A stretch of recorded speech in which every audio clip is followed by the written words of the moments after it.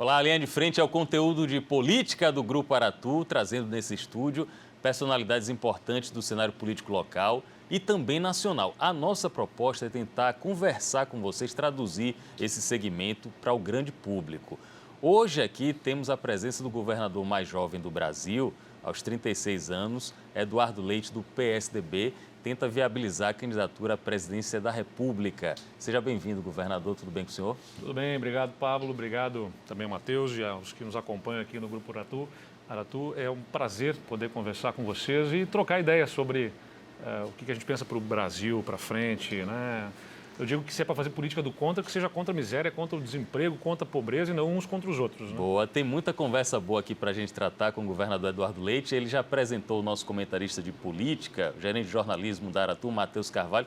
Matheus Carvalho, você está empolgado com a presença do governador, que é o primeiro presidenciável dessa temporada do Linha de Frente aqui, né, Matheus? Já estou empolgado com a possibilidade da gente refazer o que fez na última eleição presidencial, em que todos os candidatos passaram por aqui e foram debates muito bons, né? Principalmente para quem assistiu. Então, ele abre agora essa temporada, é o primeiro pré-candidato a falar com a gente. E é muito bom conversar com um jovem que representa novos olhares para a política nacional. Eu quero começar essa conversa dizendo o seguinte: eu me sinto até, Ana Coelho e Tiago Corrêa, constrangido de, aos 43 anos, achar que já tive uma trajetória profissional bem-sucedida. Diante de uma pessoa com 36 anos que já foi vereador, presidente da Câmara de Pelotas, prefeito de Pelotas, governador, vencendo o então governador do estado e agora se lança a um desafio que para mim é um desafio hercúleo, tentar superar o que a gente pode chamar de caciques do PSDB numa prévia. É muita coisa em um determinado tempo de política, mas o senhor tem quase 20 anos de carreira política, não é isso? Eu me filiei ao PSDB, estou fazendo 20 anos de filiação ao partido justamente agora, porque assim que eu pude fazer meu título de eleitor, eu me filiei ao partido. Concorri a vereador com 19 anos, acabei não sendo eleito, embora tenha sido muito bem votado naquela primeira eleição. Aí eu virei secretário municipal de assistência social, né, que mexe justamente com as questões das desigualdades, um tema super importante no país. Depois me elegi vereador, fui presidente da Câmara de Vereadores aos 25 anos e decidi concorrer a prefeito aos 27 anos. Para quem não conhece bem o Rio Grande do Sul, Pablo, é importante saber, tem uma desigualdade regional bastante acentuada. O Rio Grande do Sul, quem olha de fora, às vezes pensa que é o estado sim, mais desenvolvido. De fato, ele é a quarta economia, apesar de ser a sexta população do país, mas tem uma desigualdade regional bastante acentuada. A metade sul, em que Pelotas está inserida, e é polo dessa região sul, ela foi colonizada primeiro por grandes fazendeiros portugueses, mão de obra escrava. Aliás, uma curiosidade, pelo menos sempre ouvi isso, não tenho assim o dado científico para dizer, mas é de que Pelotas tem, fora da Bahia, talvez, a maior concentração de terreiros, de umbanda. Ah, interessante isso. Uma participação muito expressiva da população negra, que infelizmente, né, viveu sob a escravidão. Então, era uma cidade muito rica no século XIX para metade da população branca, outra metade da população negra escravizada. Então, isso acaba resultando em dificuldades sociais, econômicas no século XX. Aí o senhor consegue, depois da militância estudantil, que ele é bacharel em Direito, Eduardo Leite é bacharel em Direito e sempre esteve envolvido em questões políticas na própria universidade, na Universidade Federal de Pelotas. Exatamente. Aí o senhor se lança vereador, não conseguiu na primeira chance, na primeira tentativa, e depois conseguiu ser vereador e presidente da Câmara. Até chegar a ser prefeito, já tinha identificado isso, essas desigualdades, como um grande desafio na gestão? Não, sem dúvida. Como eu disse, eu fui presidente do Conselho Municipal de Assistência Social, participava do Conselho dos Direitos da Criança e do Adolescente, então as questões relacionadas ao Conselho Tutelar, né, enfrentamento justamente de questões ligadas à violência doméstica e muito próximo das instituições sociais que trabalhavam com programas na periferia, né? Esse tema sempre me chamou muito a atenção de como é que a gente consegue ter programas sociais efetivos de inserção da população mais vulnerável, como é que você consegue promover essa população em termos de emprego, renda. E, como eu disse, na cidade de Pelotas, até um primo meu, que é empresário lá no Rio Grande do Sul, antes de eu concorrer a prefeito, ele me disse: você não vai concorrer a prefeito em Pelotas, né? Eu digo, mas por que não? Eu quero ser prefeito de Pelotas. Ele me disse, mas para que você quer ser prefeito de Pelotas? Não tem como dar certo. A cidade tem um monte de problema, não tem dinheiro. Você vai enterrar a sua carreira política. Faça o seguinte, vá ser deputado primeiro e depois, quando você quiser encerrar a sua carreira, vá ser prefeito. Eu desafiei a lógica dele, virei prefeito em Pelotas e saí com uma aprovação de quase 90% na minha cidade, não porque eu tenha resolvido todos os problemas, mas porque a gente conseguiu mostrar perspectiva de futuro, de enfrentamento dessas desigualdades.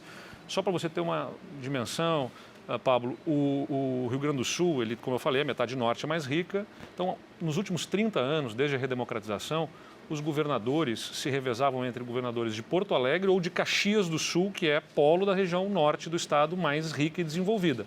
A metade sul, onde está Pelotas, não elegia governador há 110 anos. Então a gente conseguiu quebrar já, né, essa lógica assim, de governadores sempre naquele eixo, porque tive um desempenho que foi aprovado pela população lá em Pelotas. Eu tive 90% dos votos em Pelotas. É um percentual muito grande. O Matheus Carvalho quer fazer uma pergunta e antes eu vou deixar aqui uma impressão. As pessoas, os políticos que sentam aqui no linha de frente e começam o discurso falando da questão da desigualdade social, muitas vezes, quase totalidade das vezes, Matheus, são políticos considerados de esquerda. Eu já vou deixar a provocação, quero saber se Eduardo Leite é um político de esquerda ou de centro-esquerda. Eu quero, daqui a pouco, um comentário sobre isso. Matheus, por favor. Eu ia falar justamente sobre isso, que eu já vi algumas entrevistas e o Eduardo Leite se posiciona como um homem de centro, embora rejeite esses rótulos tão bem definidos, mas eu entendo que é um homem que, na economia, considera que os princípios liberais devem ser levados em consideração, mas com a presença do Estado para questões ligadas a políticas sociais e tal, que é mais ou menos o que define a social-democracia, como a gente viu na Europa. Mas eu já vi também, nessa mesma entrevista, que foi há pouco mais de um ano e meio, e o governador Eduardo Leite considerava que o governo Bolsonaro estava acertando em algumas áreas, sobretudo na economia, na infraestrutura e na agricultura. Essa avaliação permanece um ano e meio depois, ou o senhor considera que também nessas áreas houve alguma mudança em relação ao que o senhor pensava? Respondendo as duas perguntas aqui juntas, esses dias, num grupo de amigos, um deles me perguntou o seguinte, mas você é centro-esquerda ou você é centro-direita? Bom, para poder responder essa sua pergunta, eu preciso entender o que você entende como esquerda e direita. Ele ficou meio chocado, não sabia o que responder, né? Disse, não, responda livremente, né? Não, esquerda, eu vejo assim, preocupação social, programas de transferência de renda. Direita, eu vejo privatização, eu vejo reformas para dentro da máquina, né, para gastar menos com o governo. A esquerda teve o mérito de vender essa tese. Exatamente. Aí eu digo, mas por que as coisas são opostas? Por que você não pode ter privatização e inclusão social? Não tem nenhuma oposição, uma coisa, não são alternativas. É exatamente isso que o PSDB pensa e projeta e propõe, e é como eu procuro atuar. Nós acabamos, né, no dia que estamos aqui gravando essa entrevista, hoje pela manhã, nesta sexta-feira, fizemos a venda da nossa companhia de energia elétrica por 2 bilhões e 700 milhões de reais. Esse dinheiro vai entrar no Estado e vai virar investimento naquilo que interessa mais para a população, em termos de infraestrutura, para ajudar a desenvolver o Estado, para dar mais competitividade, para que possa atrair mais negócios, mais empresas, gerar mais emprego, mais renda, e, ao mesmo tempo, investimentos na área social para ampliar hospitais, para reformar escolas, para aquilo que importa para a população. Então, você tem que unir essas duas coisas, não são antagônicas. No governo Bolsonaro, eu vejo, por exemplo, o ministro que está hoje na frente da infraestrutura, ele vem levando adiante o programa que vinha do governo anterior também, do presidente Temer, que é concessões de estradas, até porque ele era do PPI. Aliás, o ministro Tarcísio chegou a ser uma figura importante do governo de Dilma também, né? Sim. Participou do governo de Dilma. Do plano de investimentos, o programa de investimentos, com a parceria, né? Então ele vem com essa trajetória, foi do DENIT, né? Conhece, então ele tem essa estrutura, acho que atua de forma correta. Agora o problema é o seguinte, fruto do desequilíbrio monumental que existe nas contas, aí que entram as outras questões. Você não tem que escolher entre social e equilíbrio de governo, porque se não tiver equilíbrio nas contas públicas, você não consegue promover investimentos. O orçamento do Ministério da Infraestrutura para esse ano é o menor orçamento da história recente da infraestrutura brasileira. Como é que você vai conseguir efetivamente mobilizar a nossa economia, né, para a retomada econômica se você não tem capacidade de investimento? A sua avaliação com relação ao ministro Paulo Guedes mudou em 1 ano e meio? Ou se infelizmente tem demonstrado uma incapacidade de levar os programas adiante, né, do ponto de vista do que pensa, do que projeta e até do seu discurso, parece adequado. Mas não consegue, por exemplo, privatizações. O que está andando? No Rio Grande do Sul... não seria, desculpe, governador, não seria uma inabilidade política, muito menos do que técnica, mais uma questão política da conjuntura com o Congresso, por exemplo? Acho que o principal ponto é porque ele não tem respaldo do presidente da República, né? O presidente da República, o presidente Bolsonaro, não acredita naquilo. É um discurso de ocasião, né? E alia-se a isso... Sempre votou contra privatizações, não é isso? Então, você tem essa dificuldade que o presidente não banca, né? Reforma administrativa, por exemplo, para poder ajudar o Estado brasileiro a ter uma redução do custo com a máquina pública. Nós fizemos isso no Rio Grande do Sul, uma reforma administrativa profunda, para poder ajudar a equilibrar as contas do Estado. Foi antipático, mas não adianta, não existe solução simpática para uma situação dramática. Eu entrei no governo com o Estado sem conseguir pagar o salário do servidor em dia. Estava atrasando 6 meses o repasse na área da saúde para os municípios. Não conseguia pagar os hospitais. Ficou 3 meses sem conseguir pagar os hospitais. Está tudo rigorosamente em dia hoje no Rio Grande do Sul. Pagamento hospital, pagamento a fornecedor, pagamento salário do servidor, tudo em dia. Isso é fundamental para que a gente consiga prestar serviços para a população. Mas passa por tomada de decisão que são antipáticas. O presidente Bolsonaro, ele não enfrenta, ele não ousa, não dá respaldo para as ações que o próprio ministro defende. A questão das privatizações também é uma guerra de comunicação. Uma guerra com a opinião pública, é um processo de convencimento. Eu queria mencionar esse processo da privatização e usando o exemplo, por exemplo, dos Correios. O que é que a gente ouve das pessoas que são contra a privatização dos Correios? O discurso é o seguinte, olha, o Correio vai privatizar, vai deixar de ter uma agência numa localidade longínqua da Bahia, porque o dono capitalista vai ser contra isso, vai ser contra qualquer espécie de diminuição do lucro, vai aumentar muito as tarifas de uma simples carta, você vai ter que pagar muito mais. Isso não entra em contradição com a possibilidade que o senhor tenta equilibrar entre justiça social e privatização? Na verdade, o papel do Estado, ele, nos dias atuais, é mais de orientar, regular, ele estabelece as regras, o serviço de Correios, de fazer o deslocamento dessas mercadorias, né? Ele pode estar sob uma regulação, mas não necessariamente sobre a operação do Estado.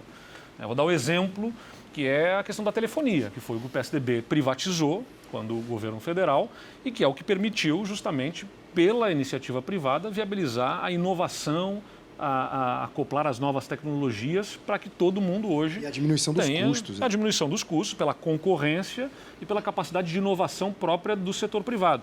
O que acontece? Quando está na mão do poder público, para evitar que um governo faça a seu bel prazer o que queira, né, e se aproprie, que o governante de plantão use para si, tem uma série de regras.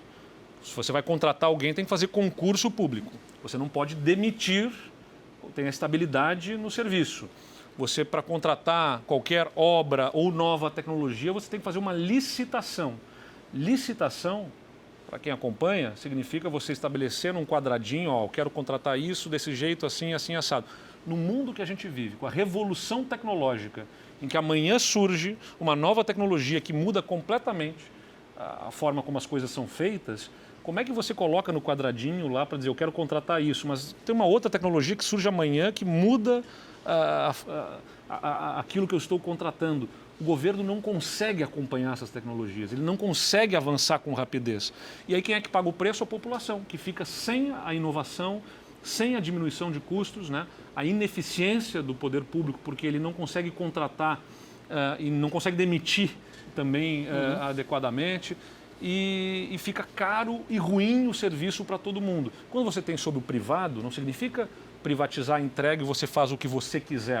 Você vai colocar telefonia onde você quiser, do jeito que você quiser. Não, você vai ter que colocar telefonia antena desse jeito, você vai ter que prestar o serviço com esses parâmetros, com esta qualidade, sob pena de você ser multado pela má prestação de serviço.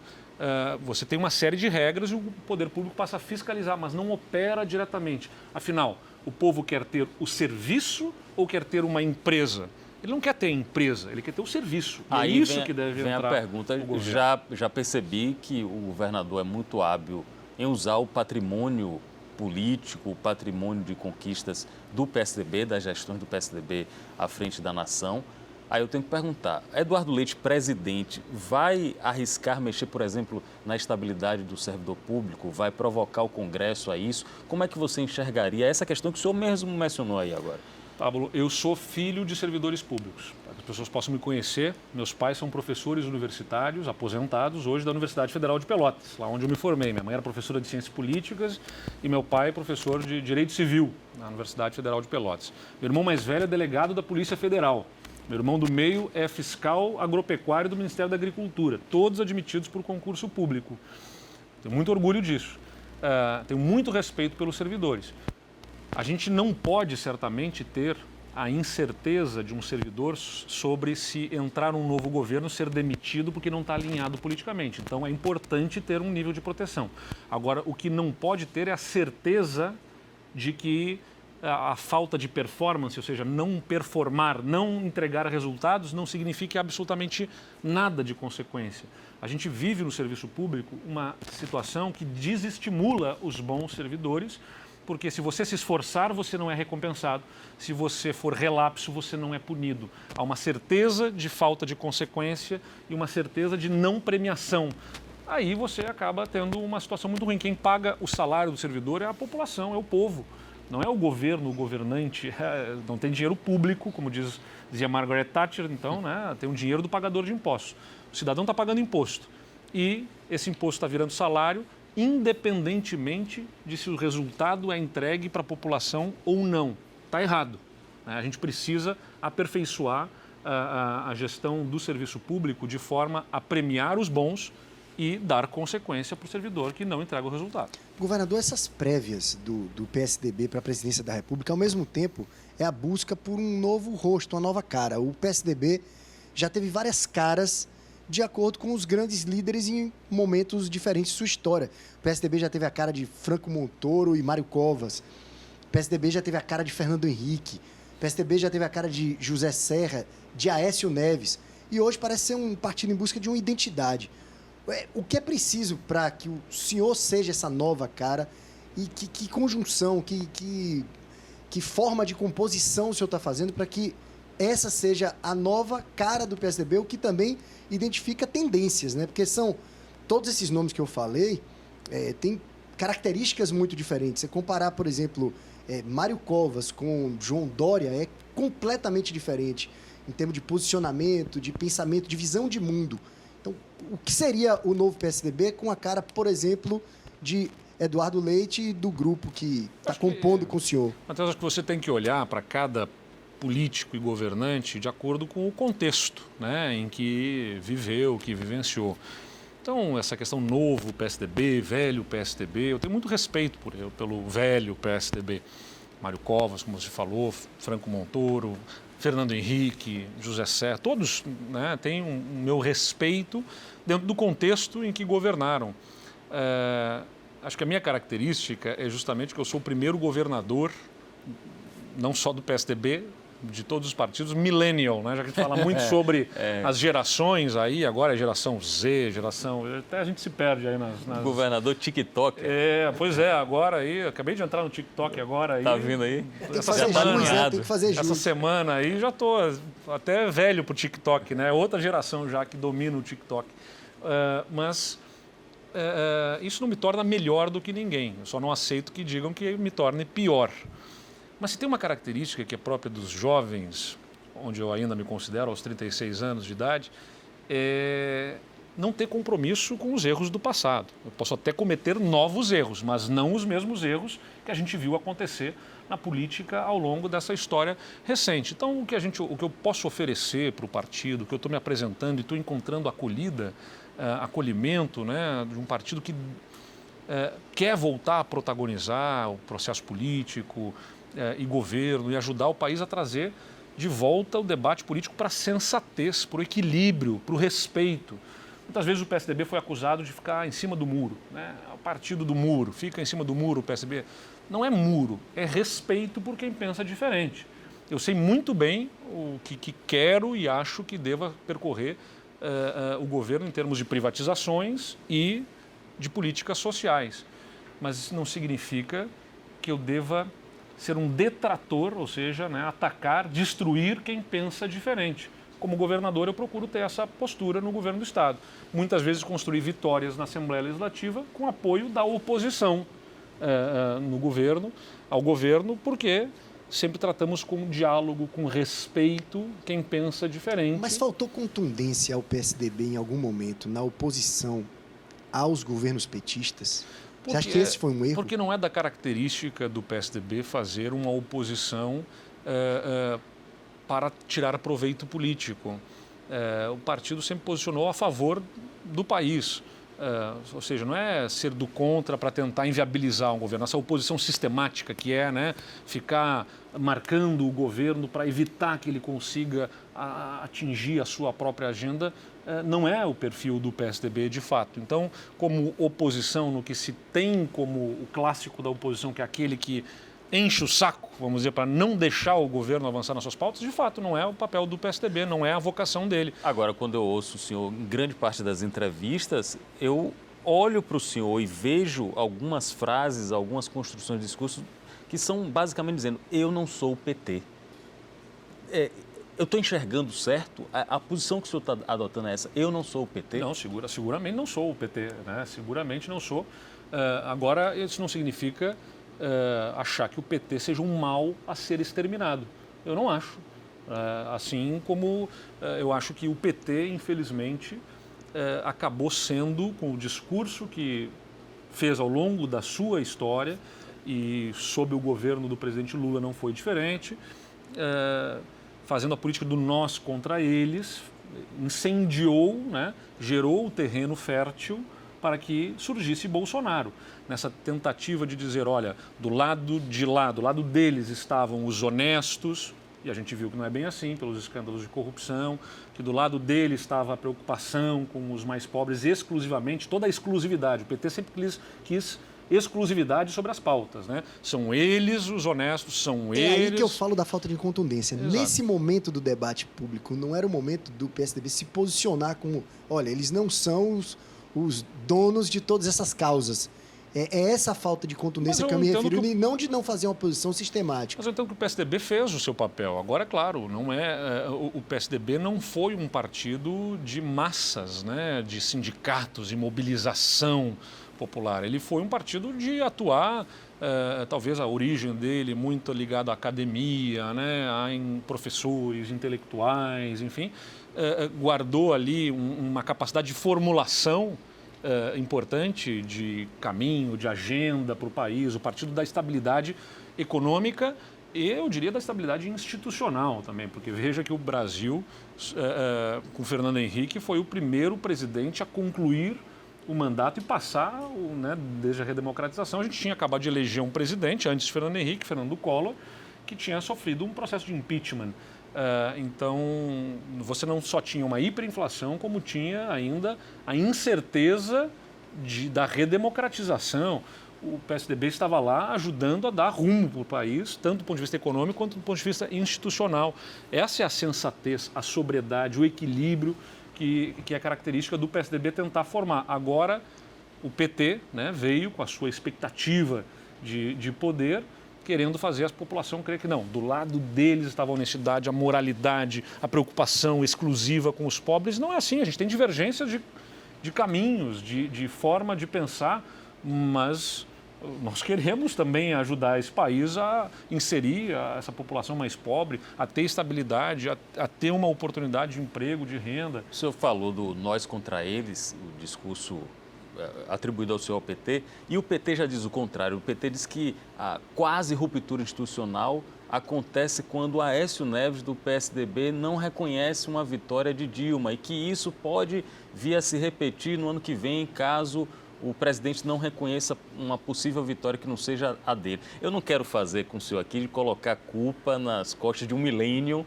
de questões do passado, mas já houve alguma investigação interna, interior, no partido sobre aquele momento específico da derrota para Dilma? Olha, foi uma eleição, a de 2014, é importante lembrar, onde houve todo um esforço ali. Estamos diante agora de uma crise de energia, né? Acho que é até importante relembrar o que aconteceu lá em 2014. A ex-presidente Dilma fez uma política de subsídio ao setor elétrico que desarranjou o setor elétrico. Logo depois da eleição dela, ela precisou subir as tarifas de energia. Vamos lembrar desse episódio aí que é importante, até porque houve ali um desarranjo que está comprometendo hoje a capacidade de geração de energia para o país e que inclusive vai afetar economicamente. Então teve uma série de componentes naquela eleição de 2014 que levaram à derrota do PSDB. Agora é importante dizer que a discussão que o partido fez sobre a votação, pedindo a auditoria, foi dentro das regras institucionais. O partido não incendiou o país contra as eleições, não procurou desestabilizar institucionalmente, ele usou as regras do jogo para questionar as eleições. Fez o questionamento perante o Tribunal Superior Eleitoral, fez o pedido de auditoria, mas não levou a população a enfrentar o resultado das eleições como tinha se apresentado. Ao contrário do que está aí o presidente da República buscando criar, né? Um clima de animosidade e de questionamento para gerar confusão e instabilidade institucional. Um bacharel em Direito, o que é que um bacharel em Direito acha do voto impresso? Impresso não, viu, Matheus? Auditável. Quando eu falo impresso, o pessoal se chateia. Auditável com comprovante em papel. O que é que o bacharel em Direito considera sobre isso? Do ponto de vista de querer uma possibilidade de votação auditável, com a capacidade de melhor apurar a votação, vamos dizer assim, num cenário de normalidade, é legítimo buscar aperfeiçoar o método de votação. Sob Bolsonaro e os ataques que ele faz às instituições, tudo vira um risco. Qualquer mudança vira um risco. Mas não seria uma forma de minar esses ataques? Não, mas aí que está o problema. Todo mundo aqui compra com cartão, certamente, né? Em algum momento, a maior parte das compras hoje são no cartão. Passa o cartão na maquininha lá. Quantas vezes a maquininha comeu o papel, não imprimiu direito, e aí o sujeito perguntou, você quer mesmo a sua via ou não quer e tal, porque a maquininha deu erro, ou em casa, ou aqui no trabalho, a impressora deu pau, estragou, não imprimiu. É um inferno a relação com a impressão, porque é uma questão mecânica. O voto eletrônico, ele tem muito menos possibilidade de dar problema na urna, tanto é que o número de urnas que dão problema é um número pequeno. O voto impresso já foi até testado, há cerca de 10 anos atrás, em algumas eleições, algumas urnas, a chance de estragar a impressão é muito maior. Então, me parece que Bolsonaro, né, não é... Quem defende o voto impresso não necessariamente tem a intenção ruim que me parece ter... O PDT, por exemplo, apoia. Bolsonaro, pois é, estou dizendo, não me parece que necessariamente tem a mesma intenção. Mas não é, na minha visão, a intenção de Bolsonaro e daqueles que apoiam ao seu lado o voto impresso. O que eles querem? É uma espécie de se correr o bicho pega, se ficar o bicho come. Ou seja, se tiver que imprimir o voto, a gente vai ter uma oportunidade, se a gente aprovar o voto impresso, a gente vai brigar porque vai ter um monte de urna estragando, vai ter um monte de impressora que não vai funcionar e a gente vai brigar porque deu problema na impressão e não dá para auditar corretamente e tudo mais, ou no mínimo vai gerar a oportunidade de, entre o domingo da eleição, que se apura o voto eletrônico, até fazer a recontagem, ter espaço para gerar confusão, brigar, levar gente, sei lá, fazer o que o Trump fez nos Estados Unidos. Né? Porque nos Estados Unidos você tem a votação, e aí você tem que ter a confirmação no Estado, leva depois para o colégio eleitoral fazer a votação, o Senado faz a confirmação, ou seja, você abre um espaço de tempo até a confirmação para ficar questionando, brigando, incomodando e tentar criar um clima de contestação. Então, eu digo que se correr o bicho pega, se ficar o bicho come, porque se aprova o voto impresso, dá mais espaço para eles brigarem, seja porque as urnas vão estragar a impressão, seja porque vai dar espaço para contestar. Se não aprovar também. E se não aprovar, também, porque não aprovaram, não permitiram, não querem. A questão objetiva é quais são, até hoje, né, as reais evidências de o método eleitoral eletrônico ter... Não tem. Você teria... vereadores que não... Aquela urna, eu tenho certeza lá que teve voto e não apareceu o voto. Né? Ao contrário, no voto em papel, a gente tem muito mais histórico de histórico do voto em papel, eu sou millennial, mas eu voto já com o 100% dos votos eletrônicos. Mas eu, conhecendo a história, sei que fazia uma divisão lá naquele curral eleitoral, chega lá, o Pablo e o Matheus são candidatos daquela região, só tem fiscais dele.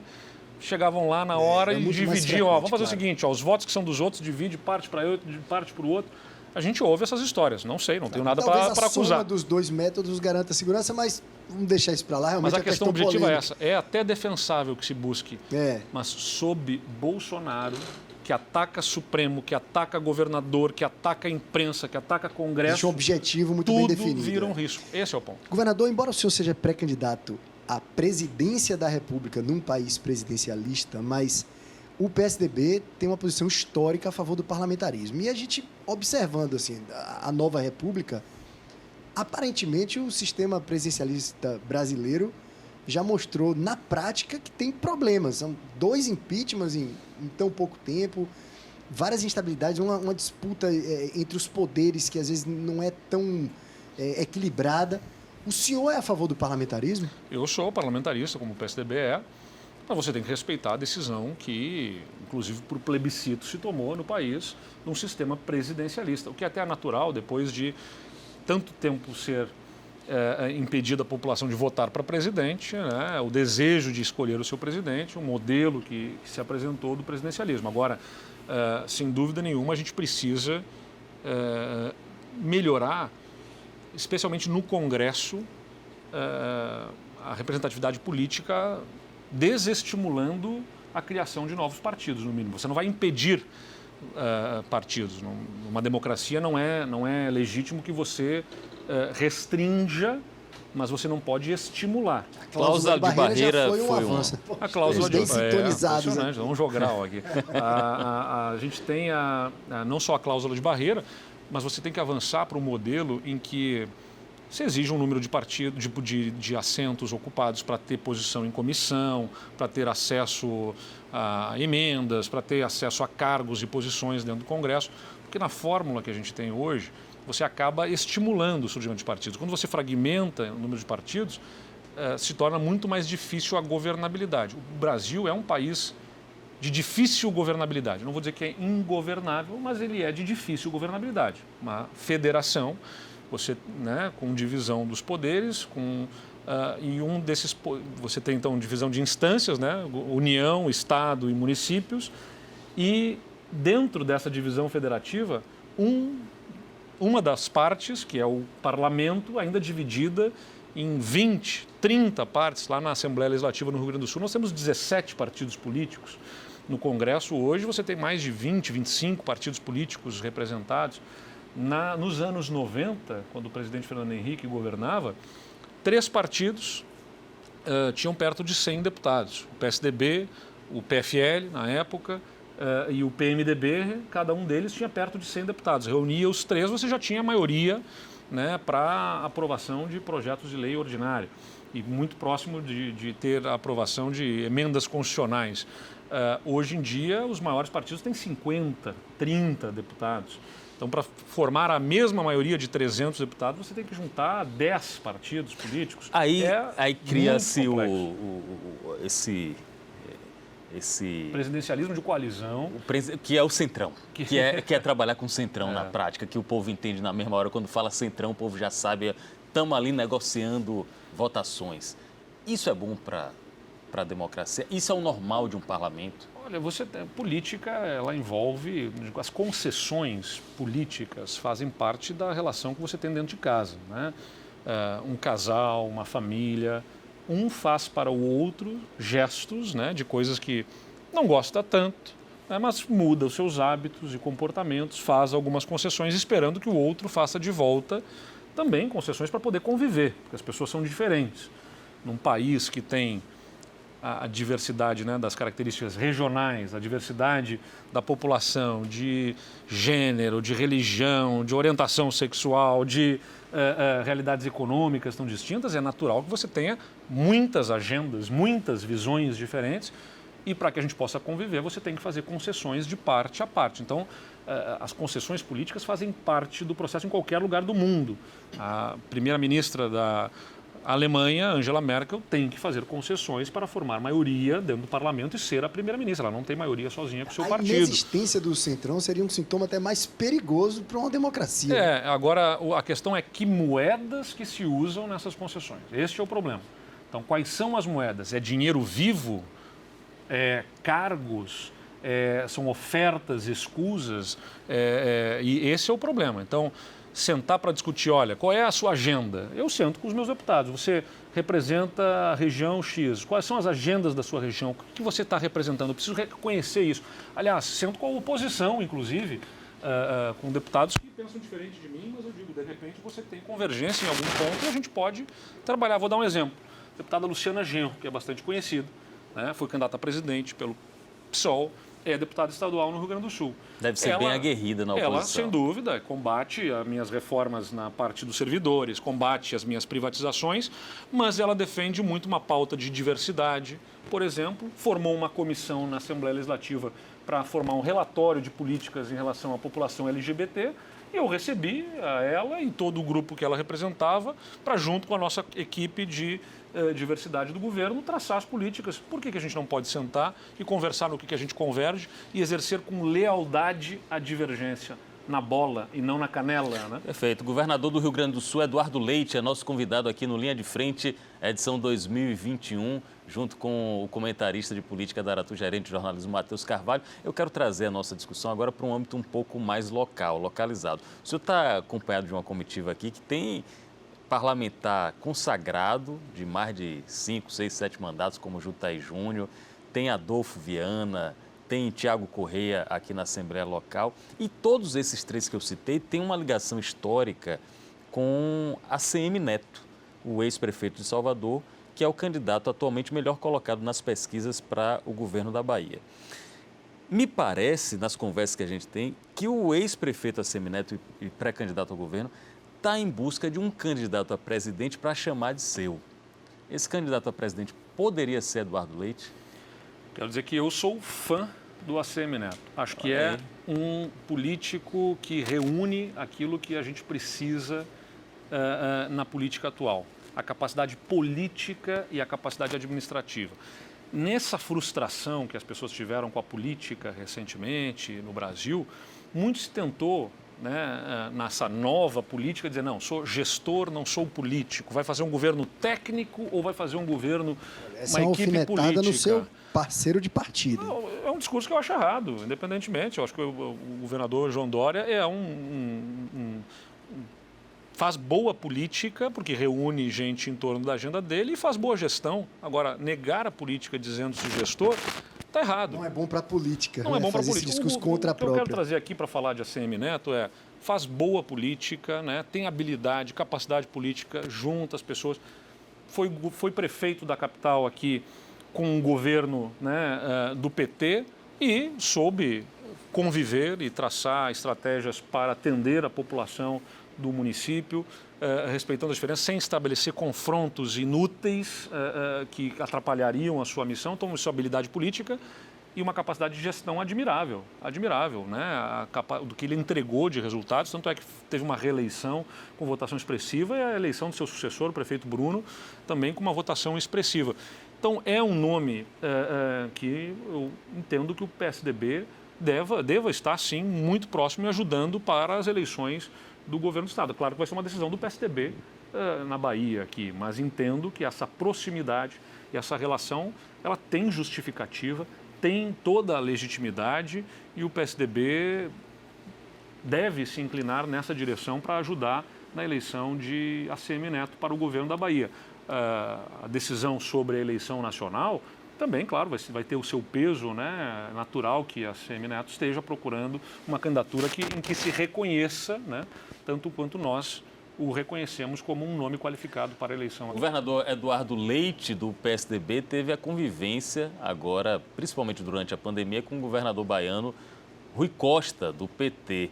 O senhor se opõe a métodos do PT, à ideologia do PT, e a avaliação de Rui Costa aqui na Bahia, como é que o senhor considera que tem sido esse mandato? Eu não acompanho, né, de perto o mandato do governador para poder falar a respeito de detalhes da forma de governar, mas tem uma relação respeitosa com o governador, um bom diálogo, até porque eu acho que todos nós governadores que enfrentamos as mesmas dores, a gente acaba separando um tanto a diferença política e compartilhando, vamos dizer, desse mesmo sentimento, assim, das dificuldades que enfrentamos do ponto de vista econômico, fiscal, político, até nas relações com o governo federal.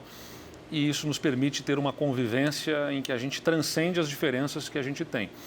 Mas ele é do PT, eu sou do PSDB, me parece que o pensamento e a ação dele como petista é bem diferente do PT que nós temos no Rio Grande do Sul, que não admitia concessões à iniciativa privada lá no Rio Grande do Sul, né? Um PT muito mais estatizante, muito mais ligado aí às origens do PT, porque sei que aqui faz concessões, tem parceria com a iniciativa privada, que lá não admitiam, mas temos uma relação institucional respeitosa, mas certamente visões um tanto diferentes aí da organização da máquina pública.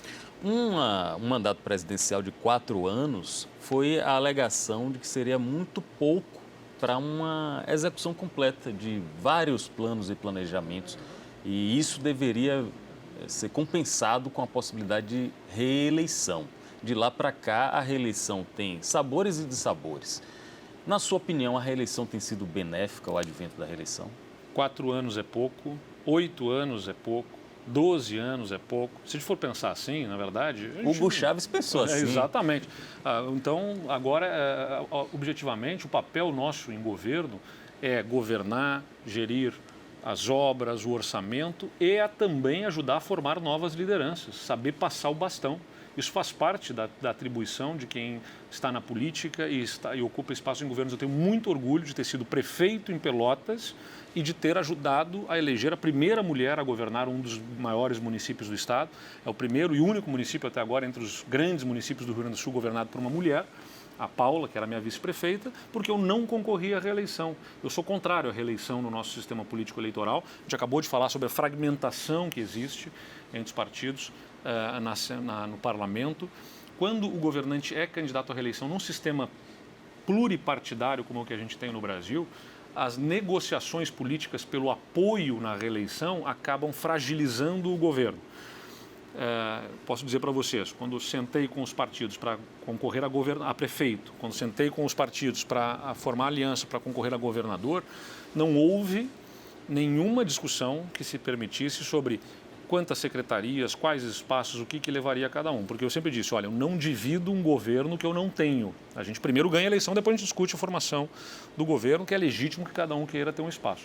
Agora, para quem está concorrendo à reeleição, não tem esse argumento, né? Vem os partidos muitas vezes com, não, mas eu quero isso aqui, você tem o governo, então você passa essa secretaria, aquela, e geralmente os governantes acabam cedendo a essas pressões. Mas não é só por isso que eu sou contra a reeleição. Eu acho que é importante, especialmente para a próxima presidência da República, que o presidente não seja candidato à reeleição. Por quê? Porque se nós viabilizarmos, como eu entendo que o Brasil deve viabilizar, deve buscar viabilizar, uma alternativa a esta polarização que aí está posta entre Bolsonaro e Lula, viabilizada esta alternativa no dia 1, ele passa a ser, se ele é candidato à reeleição, ele passa a ser atacado por lulistas e por bolsonaristas, né, dificultando muito a capacidade do governo se dedicar sobre os assuntos mais importantes para a população, porque passa a ser o presidente né, o adversário de bolsonaristas e de lulistas na eleição seguinte. Então, é mais ou menos como eu fiz lá no Rio Grande do Sul, que eu disse lá para os partidos que estão no nosso campo político, que me apoiam no governo do Estado, para eu fazer as transformações do Estado. Eu disse para eles, não se preocupem com o próximo processo eleitoral, não se preocupem em me ajudar a fazer um grande governo, porque vocês terão toda a oportunidade de protagonizar o próximo processo eleitoral, porque eu não serei candidato à reeleição. Eu não fui candidato à reeleição a prefeito, não serei candidato à reeleição. Independentemente de ser candidato a presidente ou não, o senhor não vai concorrer à reeleição? Não vou concorrer porque dei a minha Bolsonaro palavra em disse a relação mesma isso. coisa. Né? Mas eu fui prefeito e não concorri. Eu tenho a favor, em meu favor, o meu histórico. Com 90% de aprovação. As pesquisas indicavam isso. Né? Eu tive 87% de aprovação como prefeito. A minha candidata foi eleita no primeiro turno, com 60% dos votos, a maior votação da história da cidade. E tive 90% dos votos para governador na minha cidade, que tem 350 mil habitantes, não é uma cidade pequena. Não é fácil, foi a maior votação que um candidato a governador já teve. Então, porque é minha prática, eu realmente acredito nisso. Não é sobre eu ser, é sobre o que eu posso fazer na política, né? É sobre colocar o outro em primeiro lugar, não colocar a mim em primeiro lugar. Analisar o passado com os olhos do presente é uma coisa cômoda, até meio picareta, né? Você observar as coisas do passado e dizer, ó, com os olhos do presente eu digo que isso foi um grande erro. Mas o senhor considera que foi o maior erro do governo Fernando Henrique a reeleição? Como você falou, né? Você tem que colocar tudo no seu devido contexto. Naquela circunstância, vamos lembrar, o então candidato Lula era alguém que dizia que se fosse eleito, romperia contratos, não pagaria a dívida, né? Ele prometia fazer tudo absolutamente diferente do que ele acabou fazendo depois. Era um risco para o país, verdadeiro, dentro da estabilidade política, institucional e econômica, que era ainda uma conquista recente. O país estava estabilizado com um plano real do ponto de vista econômico e buscava a sua estabilidade institucional ainda, para ter um presidente que concluísse o mandato, que ajudasse o país a avançar em direção ao fortalecimento das suas instituições. Então, dentro daquela circunstância política, a reeleição se apresentou como uma alternativa para, de certa forma, mimetizando o que acontece nos Estados Unidos, né, que é a democracia em que se inspira, especialmente a América Latina. Se tem reeleição lá, em tese, né, a reeleição nada mais é do que um plebiscito, na verdade, no meio do mandato. Alguns consideram assim, você tem um mandato de 8 anos com um plebiscito no meio, com uma decisão sobre a continuidade ou não do governante. O questionamento na época é que era válido para o próprio presidente em exercício. Bom, tem uma série de questionamentos. Eu considero que foi um erro a reeleição para o Brasil, no nosso sistema político eleitoral, na nossa cultura política, na forma como isso foi interpretado e como foi utilizado, foi ruim, acabou sendo ruim, como eu disse. Acaba entrando o governante acaba entrando no governo com o olho na próxima eleição, e como você tem uma fragmentação em partidos políticos, as negociações, as composições se tornam especialmente difíceis e, mirando a próxima eleição, fragilizam o governo, os critérios de ocupação de espaços acabam sendo relativizados dentro dos governos, isso piora o serviço para a população, piora a performance do mandato em favor da população. Acho que foi um erro e acho que deve ser revisto no Brasil. Governador Eduardo Leite, do Rio Grande do Sul, aqui o convidado do Linha de Frente, trazendo as informações sobre como ele enxerga a política nacional, a política internacional também. Governador, eu não posso deixar de perguntar sobre isso. A declaração do senhor sobre ser homossexual, o programa de Pedro Bial, foi um gesto político? Não, em absoluto, né? Era uma decisão que eu tinha já sobre falar abertamente sobre isso, independentemente de processo eleitoral vindouro. Porque eu acho que, como eu disse, né, o papel nosso na política, ele é gerir orçamento, estabelecer políticas públicas, fazer obra, tanta coisa, e também ajudar a liderar na direção correta do ponto de vista civilizatório. Ao contrário do que diz o presidente Bolsonaro, não é uma tentativa de impor a minha visão, né? Ele até disse assim, quer impor o jeito, foi a crítica do presidente a mim. Eu disse que eu sou gay, eu não disse para as pessoas sejam gays, né? É muito diferente. Mas o presidente gosta de fazer sempre uma polêmica e estabelecer enfrentamentos. O que eu luto é por uma política de igualdade, de respeito. Eu não precisei assumir a minha orientação sexual para defender as políticas LGBT. Sempre defendi, sempre atuei em favor da igualdade, do respeito, não só a LGBT, combate à discriminação religiosa, combate à discriminação racial. Todas essas políticas sempre receberam a minha melhor atenção. Resolvi falar neste momento justamente porque começa a se desenhar uma trajetória para uma candidatura nacional, eventualmente uma candidatura à presidência. Deixar para falar disso mais adiante, aí sim seria acusado de oportunismo político. Então quis antecipar para que todos conheçam desde o início dessa trajetória quem é Eduardo Leite por inteiro. Né? O país carece de integridade. E nem se tem certeza se uma revelação como essa vai ser um ativo eleitoral ou um Sem problema, dúvida, não exatamente. se sabe, né? Você já conseguiu medir se impactou em alguma coisa? É ainda impossível de ser avaliado, né? Porque a gente vive num país polarizado. O que eu posso dizer para as pessoas é, olha, eu não tenho nada a esconder. Os meus adversários, né, na impossibilidade de me acusar de qualquer questão de corrupção ou de incompetência, né, ficavam alguns tentando fazer piadas ou ataques como se eu tivesse uma vida paralela que eu escondesse. Em primeiro lugar, então, não é nada de errado, não estou escondendo absolutamente nada. Né?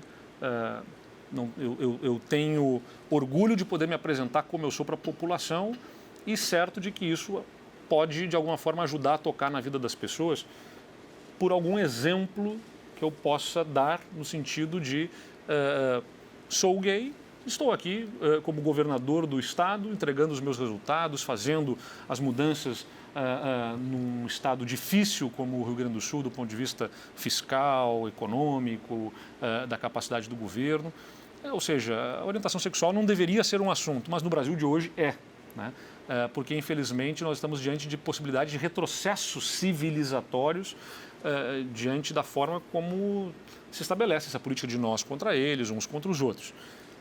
Então, o que eu quis fazer neste movimento foi deixar claro, nada a esconder, falta transparência na vida dos homens públicos hoje no Brasil. Houve frustração com a corrupção do PT, há frustração com o Bolsonaro também em relação a escândalos de corrupção, né? Rachadinha, superfaturamento de vacinas. Eu acho que é importante que as pessoas conheçam na inteireza. Essa né? revelação em 2018 poderia ter custado a eleição, ainda mais num cenário em que apoiar ou não apoiar Bolsonaro acabou sendo decisivo para vários candidatos ao governo. O que eu posso lhe dizer, Matheus, é que eu nunca inventei um personagem. Eu nunca fiz qualquer movimento na direção de tentar fazer as pessoas acreditar que eu era algo que eu não era. Eu simplesmente não falei a respeito, porque não era um assunto. Também é um direito. Exatamente, que também é um direito, mas não era um assunto, né? Mas no Brasil de hoje, como eu disse, é um assunto, é um tema.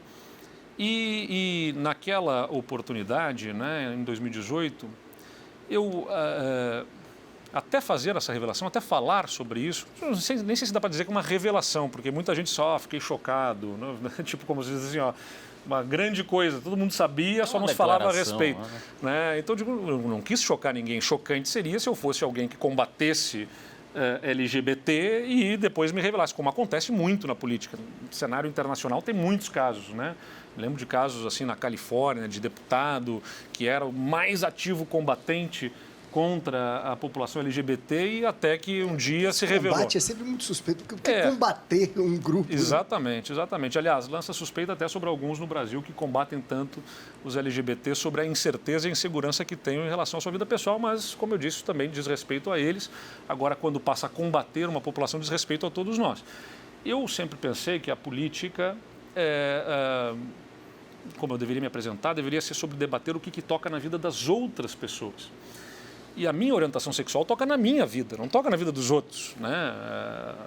O que eu aprecio, o que eu gosto do ponto de vista de orientação sexual. Então, não diz respeito aos outros, não toca na vida dos outros. Mas no momento que eu sou governador de um estado e tendo a trajetória política que eu tenho até hoje, falar sobre isso toca na vida dos outros. Eu fiquei muito emocionado, verdadeiramente sensibilizado pelos tantos relatos que eu recebi de pessoas que se inspiraram nisso, de famílias que se reconciliaram. Recebi relatos assim, né?